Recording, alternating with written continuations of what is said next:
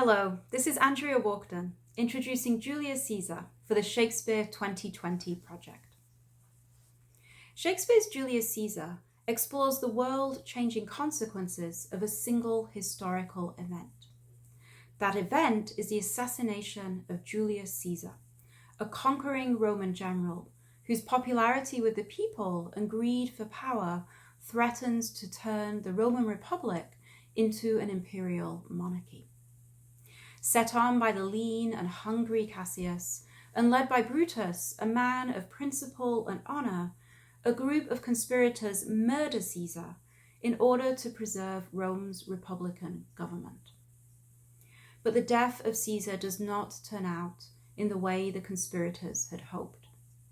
Caesar's friend and political ally, Mark Antony, together with Caesar's adopted heir, Octavius, defeat the conspirators at the Battle of Philippi, bringing the Roman Republic to an end.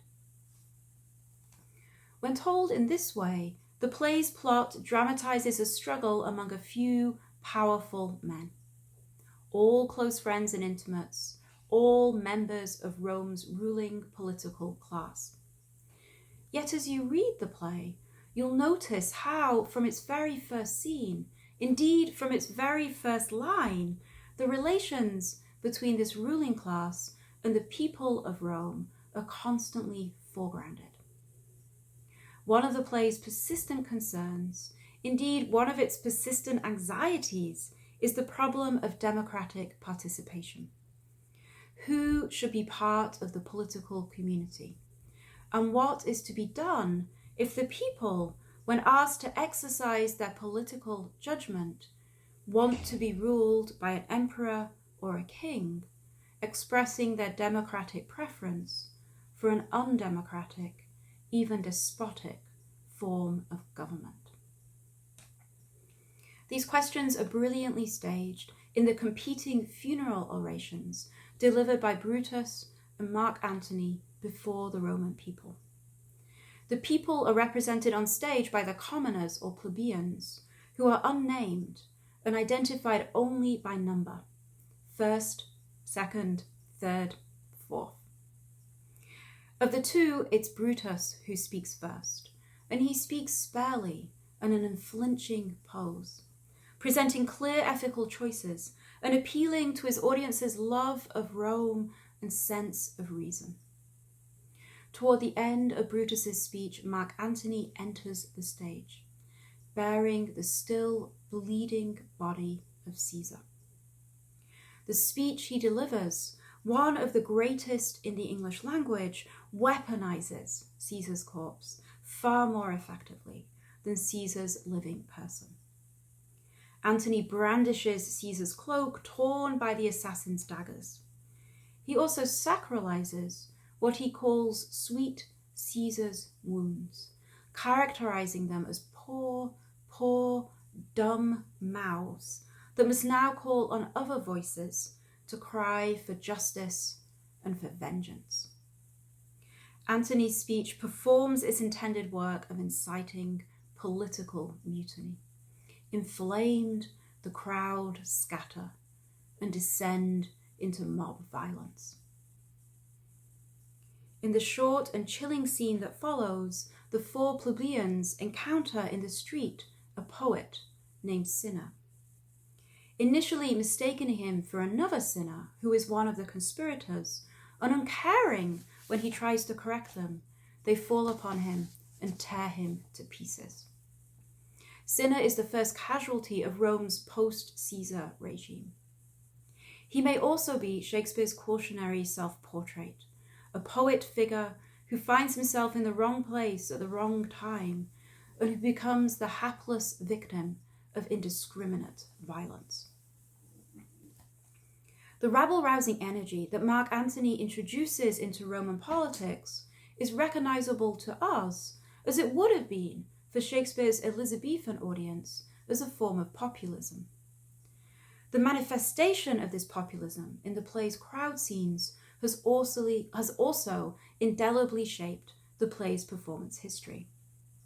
A recent Shakespeare in the Park production of Julius Caesar created controversy by presenting Caesar as a Trumpian figure, complete with a head of golden hair and an extra long red tie. But the play confronts other political questions and dilemmas. Is it lawful, for example, to kill a tyrant or unjust ruler to protect one's country or the collective good?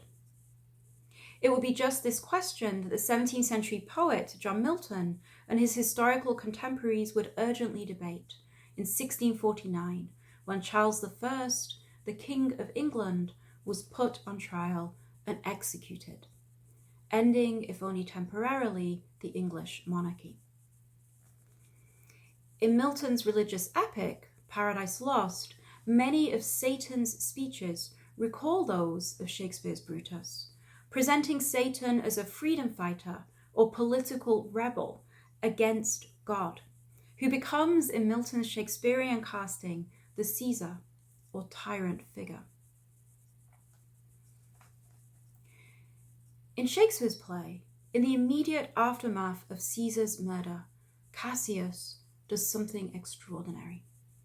He looks into the future and imagines how the actions that he and his fellow conspirators have just performed will be acted over across the centuries in states unborn and accents yet unknown. This is one of the great meta-theatrical moments in Shakespearean drama, a moment when the play draws attention to itself as a play, collapsing the distance between Cassius, the historical person, and the stage player who impersonates him. For us in the theatre audience, looking at the assassination scene from the other end of history, Cassius's triumphalism is tragically ironic. For we know that Cassius, Brutus, and the other conspirators will not be going to be able to control how their actions are interpreted, how they will be written of and spoken about by those many future generations. History makes fools of us all. Okay, that's it from me. I hope you enjoy reading Julius Caesar, whether as an escape from our political moment, or as a parable for our political times, or as something else entirely. Have fun.